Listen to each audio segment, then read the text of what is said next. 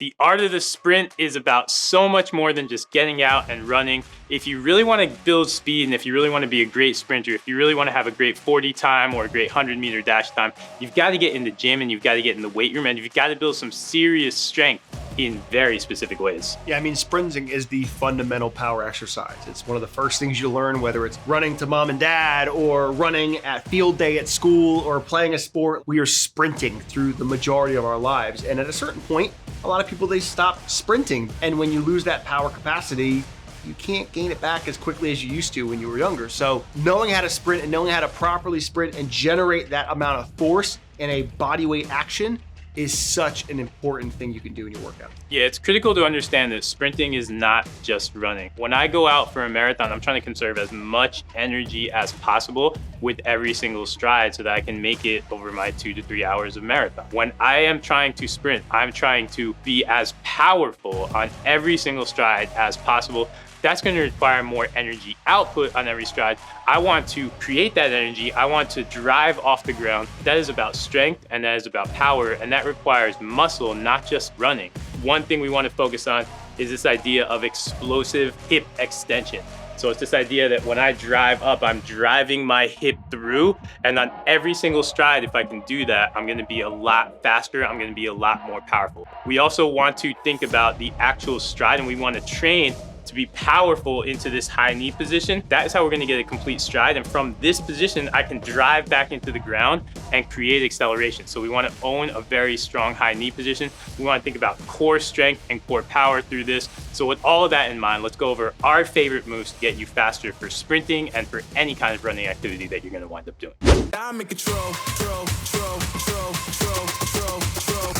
So if you want to be fast, you have to understand the idea of explosive, powerful hip extension. That's where we squeeze our glutes and drive the hips through. And one of the best ways that we can start to learn that and also move explosively is going to be our trap bar deadlift. But we're not just going to do this trap bar deadlift and think of this as some exercise. We're going to load as much weight on the trap bar as we can and lift up. Instead, we want to think power. So you want to think 2 to 4 reps. And we're going to go with a slightly lighter weight and focus on being really, really explosive as we drive up on every single rep. Yeah, I mean, you want to get from point A to point B as fast as possible. And that's the effort that you're going to have to drive into sprinting, right? I'm giving all out effort if I'm sprinting from point A to point B. We need to start to groove that mentality for yourself, get the muscle tissue used to you operating in that way, get the joint systems used to you operating in that way. And if we can start that with trap bar deadlifting, which is a nice neutral grip option for you, lower body dominated, not a whole bunch of upper body involved except for gripping onto it, it's a great exercise. It's going to help build some power potential down there. The one thing I like about the trap bar deadlift and about all the exercises we have on here is the core engagement. Your abs have to stay nice and tight. We're not arching through our back, and you'll need that stability, especially when we're moving with power on this. So we want to think 3 to 4 sets, do 2 to 4 reps. Again, keep the weight a little bit lighter than what you would normally use because you just want to focus on that power and intent. You want to set the stage on all of our exercises. It's all about power and intent because that's what's going to propel you on your sprint. So start with that trap bar deadlift. The next exercise is going to be a very classic power movement, but a little variation to what we're doing, and that's the staggered stance kettlebell swing. So with the kettlebell swing, we're gonna get a lot of power generation through the hips, focus on that posterior chain, snapping from that loaded position all the way up to the extended position. But that stagger stance is gonna start to change our base of support from foot to foot, where it's now gonna integrate some of the balance aspects. It's gonna vary some of the muscles that are being regulated either at higher volumes or lower volumes because of that base support change. It's a nice add-on if we're trying to generate a lot of power and give it some variation that's gonna mesh well with our sprinting activities. Yeah, I like this especially because there's an element of anti-rotation. We've got to keep our hips and shoulders square to the front. We get to work on that while we're in that offset stance. And that is very, very similar to what's gonna happen when I'm running. I don't want my hips and shoulders going all over the place. I wanna have a level of control over that. That way I can keep everything moving forward as I'm shifting from leg to leg to leg. So because of that, I really like the stagger stance kettlebell swing. What kind of reps do you want to do in here? So I'm gonna end up doing somewhere from 3 to 4 sets, and I'm probably gonna stay anywhere between the 4 to 10 rep range. And the reason I'm gonna go that wide with it is we wanna end up focusing on power, but you can add a little volume if you need to, specifically on the type of workout that you're doing. But again, we're gonna focus on side to side. So remember that 4 reps isn't 4 reps one way, it's 4 reps on each side to make sure that you're evened out with those two areas. So understand that 4 equals 8 and 10 equals 20. So you gotta be careful with what you're gonna end up doing when it comes to your programming and how you're gonna implement it. So continuing up our list, we've talked a lot about getting into powerful hip extension and squeezing our glutes. Now we're gonna start to add a little bit of that high knee component to the action. We're gonna go with a reverse lunge to high knee. A lot of ways you can do this. I like doing this out of a front rack with a pair of kettlebells. We get to focus on power. We're continuing to generate power, but we're also starting to get into the next position in our runner's stride with the high knee action. Yeah, I mean, the key thing with going through the reverse lunge is to focus on that single leg engagement, going through the full range of motion, and then bringing yourself forward. It's gonna integrate different muscles and different varieties of how you would actually do it through bilateral movements. And then when you're doing that knee drive, it's not to mimic the sprinting, but it's actually to help make sure that you fully lock out on that grounded leg.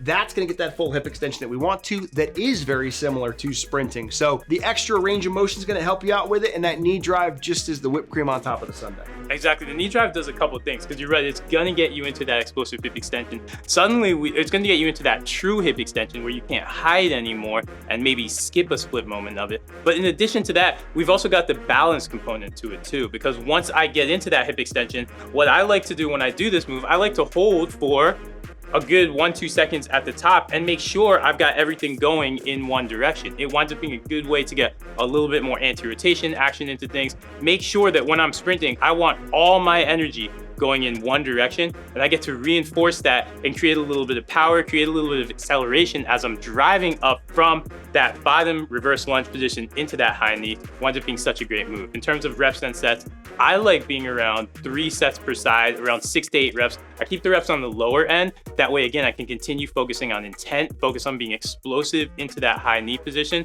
and just focus on control as opposed to just doing a whole ton of reps. I don't think there's a lot of value when you're training sprint ideas, period, in going too high with the reps. We talked about a lot of concepts when it comes to generating power. That can be generating force with the trap bar from the ground up. That can be producing specifically through the hip. But when it comes down to it, we need more athletic movements in order to mimic sprinting. And a great transition piece for that would be an exercise as a plyo push press. I traditionally like doing the plyo push press with a landmine. This way I can lean forward on the balls of my feet. I'm more active on the ground. The biggest issue when it comes to working out in a gym is most of our strength-based movements are completely flat foot. You are not flat foot when you are sprinting. So I need more athletically based movements where I can get bouncy, twitchy, and produce and generate that force outward. And there's very few exercises that translate better than a plyometric push press. Exactly. This is starting to also get sprint specific. So when we're running, yes, we can be essentially up and down when we're running, but when you're sprinting, we want to get all of our energy moving in one direction. And that's going to have me getting a little bit more body lean, which I love that you can replicate that on the landmine. The other strength of this exercise as well is the idea of a combination of deceleration and acceleration. When you get that plyo moment in here where we're dropping a little bit, that is mirroring a level of deceleration. Your body is in every single sprint stride, balancing decelerating the load down and to accelerating upwards. And you want to get that combination of ideas, which you get in one exercise here, in addition to triple extension, which is something that we don't have in any of our other motion too, right? Yeah, I mean, it's actually a beautiful way of engaging that stretch shortening cycle, right? We're loading that up like you're loading that catapult and you're letting that thing go.